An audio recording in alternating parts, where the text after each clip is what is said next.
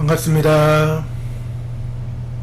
한묵나 202일 여호수아 15장을 통하여서 하나님께서 주시는 지혜와 지식으로 말씀이 깨달아지고 그 말씀을 가지고 삶을 사는 저와 여러분 되기를 간절히 소망합니다. 여호수아의 구조, 이제 세 번째 가나안 토지 분배 지침에 대해서 우리 13장부터 오늘 15장 그리고 앞으로 19장까지 보게 될 것입니다. 오늘 15장의 개요는 가나안 땅 분배의 첫 시작은 유다 자손 지파에게로 돌아갑니다. 유다 지파는 이스라엘 12지파 중 가장 크고 강력한 지파였으며 후에 메시아가 나올 지파였기에 가장 먼저 그리고 가장 넓은 지역을 기업으로 받게 됩니다. 여호수아 15장은 유다 지파에게 분배한 땅의 상세한 경계를 서술합니다. 이처럼 자세하게 경계를 명시하는 것은 땅의 소유권을 분명히 하고 후대의 분쟁의 여지를 없애기 위함이었습니다.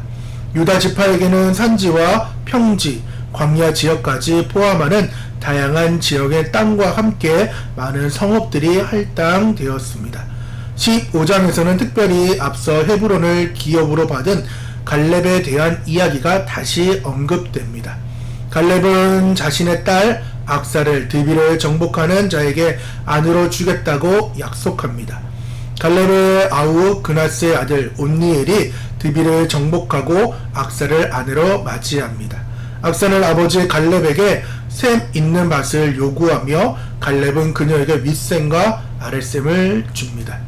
이 일화는 단순히 가족 간의 재산 분배를 넘어 가나안 땅에서 물이 얼마나 귀중하고 중요한 자원인지를 보여줍니다. 셈은 농경의 필수적인 요소였으며 이를 얻는 것은 곧 풍요로운 삶을 의미했습니다. 그러나 유다 지파에게도 해결하지 못한 과제가 있었습니다. 예루살렘에 거주하는 여부스 족속을 유다 자손이 완전히 쫓아내지 못하였고 결국 여부스 족속은 다윗 시대까지 예루살렘에 함께 거주하게 됩니다. 이는 이스라엘 지파들이 하나님의 명령을 온전히 순종하여 가나안 족속을 진멸하지 못하고 부분적으로 타협하거나 공존했던 한계를 보여주는 첫 번째 사례 중에 하나입니다. 여호수아 15장은 유다 지파의 중요성과 그들의 넓은 기업을 강조하면서 동시에 가나안 정복의 미완성 부분과 각 지파가 앞으로 담당해야 할 그 책임을 명확히 보여줍니다. 이는 앞으로 이어질 이스라엘 역사 속에서 유다 지파가 감당할 리더십의 역할과 그들이 직면하게 될 도전들을 암시하는 중요한 서술입니다. 오늘 15장 유다 지파의 광대한 분깃과 갈렙의 딸 악사입니다. 오늘의 단어 15장의 단어는 셈, 풍요입니다. 지난 12장부터 우리 19장까지 총 8장은 여호수아 그 지도 아래서 백성들이 가나안 땅을 분배받는 내용이며 13장부터는 본격적으로 그 땅을 어떻게 얻었고 또 그 지명이 무엇인지를 보게 되었습니다. 14장부터 19장까지는 유다 지파 그리고 에브람, 므낫세 즉 요셉 지파가 80%가 되는 그 땅의 이야기가 나오고 나머지 7지파 반의 이야기가 나옵니다. 이렇게 지명이 자세하게 나온 이유가 무엇이라고요?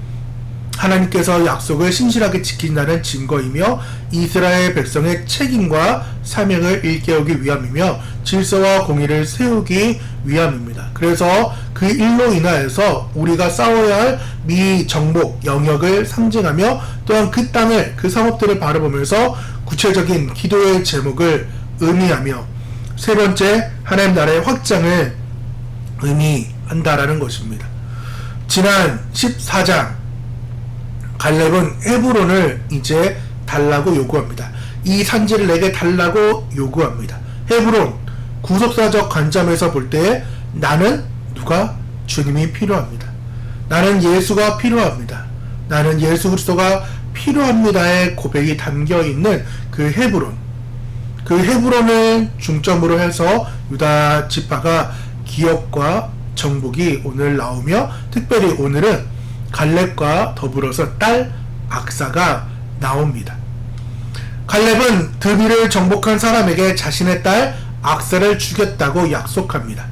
갈렙이 말하기를 기랏세벨을 쳐서 그것을 점령하는 자에게는 내가 내 딸 악사를 아내로 주리라 하였더니 갈렙의 아우 그나스의 아들인 온니엘이 그것을 점령하고 갈렙이 자기 딸 악사를 그에게 주었더라.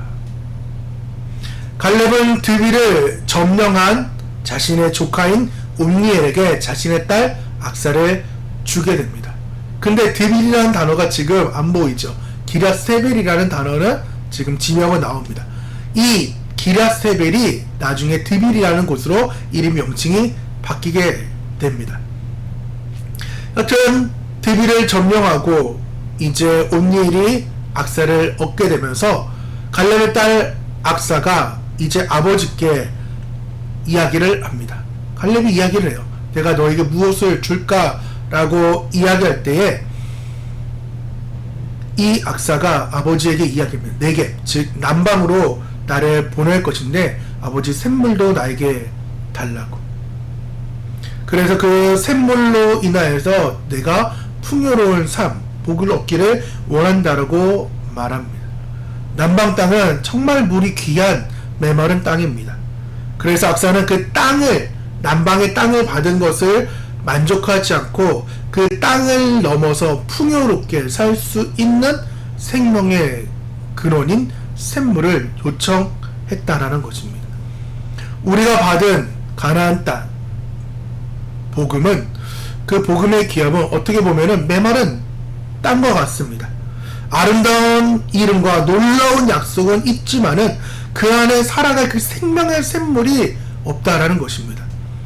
그렇기 때문에 그 생명의 샘물이 없기 때문에 풍요로운 열매를 맺을 수 없었다는 것입니다. 그래서 이런 얘기로 좀 할 수 있어요. 너무 극단적인 예할 수도 있지만은 한 농부가 귀한 땅을 물려받았어요. 그 땅은 아주 비옥한 땅이었는데 다만 그 비옥한 땅에 물이 없어요. 그래서 곡식을 심을 수가 없는 상황이었습니다. 메마른 상황이었어요. 농부가 아주 실망하고 탄식합니다. 땅만 비옥하면 무엇하냐고. 그때 한 이웃 주민이 찾아와서 이야기합니다. 당신이 받은 땅은 참 좋은 땅이고, 그리고 그 땅으로 인하여서 당신이 풍요로운 삶을 살 수 있을 것입니다. 근데 땅으로는 부족합니다. 이 땅이 정말 비옥한 땅으로, 그리고 풍성한 수확을 얻으려면은 반드시 물이 필요합니다. 물을 얻기 위해 우물을 파든가 강물을 끌어와가지고라도 그 땅을 정말 풍요롭게 풍족한 땅으로 바꿀 필요가 있습니다 라는 이야기 충고를 해줍니다. 이 말을 들은 농부가 단순히 가진 자신의 땅에 이제 만족하는 것이 아니라 그 땅을 풍요롭게 하기 위해서 이제 노력을 하기 시작합니다. 그는 마침내 우물을 파게 되었고, 그 우물을 파서 생명의 물을 얻었고, 그리고 마침내 그 땅은 풍요로운 곡식을 얻게 되었다는 것입니다. 갈렙의 딸 악사의 요청, 우리에게 아주 깊은 영적인 의미를 우리에게 주고 있습니다.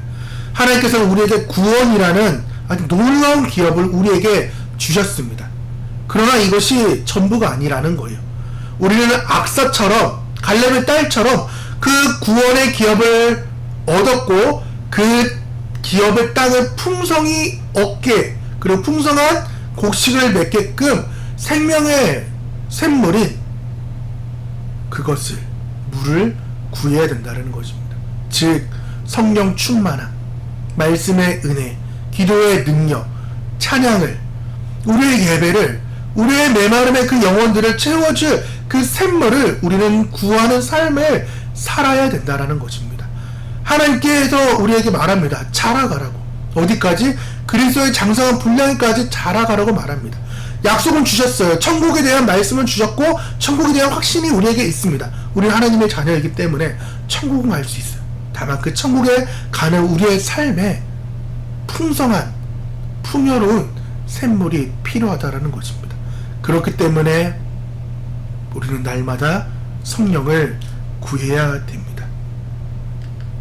오늘 15장을 통하여서 두 가지를 볼 수 있는데 첫 번째가 헌신적인 믿음은 반드시 축복을 낳는다라는 것입니다. 누구 이야기일까요? 어제와 동일하게 갈렙의 이야기입니다. 갈렙은 45년 동안 광야 생활과 전쟁의 어려움 속에서도 하나님을 향한 그 믿음이 아주 굳건하였습니다. 그리고 말씀을 신실하게 지켰고 또한 묵상했고 또한 순종으로 나아갔던 갈렙이었습니다. 그래서 나는 주님이 필요합니다. 난 주님과 함께 거하고 싶습니다. 주님과 살고 싶습니다. 라는 그 헤브론을 요청하였고 마침내 그는 헤브론을 얻게 되었다라는 것입니다. 갈렙의 그 헌신적인 믿음을 통하여서 축복을 받았던 것처럼 동일하게 우리에게도 하나님께서 예비하신 그 놀라운 축복을 형통을 경험하길 바랍니다. 두 번째, 지혜로운 강구는 삶의 풍요를 가져온다라는 것입니다. 헌신적인 그 믿음을 통하여서 우리는 축복, 즉 가난의 그 축복, 헤브론의 축복을 얻게 되었어요. 그리고 나서 우리는 지혜로운 그 강구가 우리의 삶의 모든 부분에서 풍요롭게 해준다라는 것입니다. 우리에게 처한 상황을 우리는 알 필요가 있습니다. 제가 이 부분이 조금 부족해요. 교회를 이제 개척하면서 많은 사람들이 이야기합니다. 어떤 게 필요하고 어떤 게 필요하고 지역은 어떻고 또한 몇 명이 살고 있으면 초등학교가 몇 곳이고 또한 중학교 이런 것들을 다 조사를 한 뒤에 개척을 해야지 뭐 그렇게 무식하게 개척을 하냐고 이야기하는 사람들 꽤 많이 있었습니다. 그래서 때로는 어떻게 보면 저 같은 경우는 조사를 안 해가지고 힘든 방법이 있고 또 어떤 사람 너무 조사만 많이 해가지고 실제적으로 행동을 못하는 사람도 있긴 하지만은 여튼 우리의 삶을 살면서 우리의 처한 상황을 알 필요가 있다라는 거예요. 그리고 그 처한 상황에 맞게끔 하나님 필요를 구해야 됩니다. 때로는 너무 급해서 바로바로 구할 때도 있고 때로는 미리 구하는 정비하면서 나아가는 삶이 있다라는 것입니다. 우리의 삶 메마르고 어렵고 힘듦의 그러한 상황에도 주님께 나아가길 원합니다.